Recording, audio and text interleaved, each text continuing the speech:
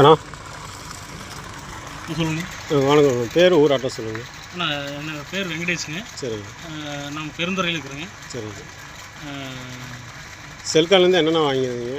அண்ணா முதல்ல வந்து 8 பேனல் போட்டுருக்குறேங்க. சரிங்க. தண்ணி கம்மியாக வந்தது. சரிங்க.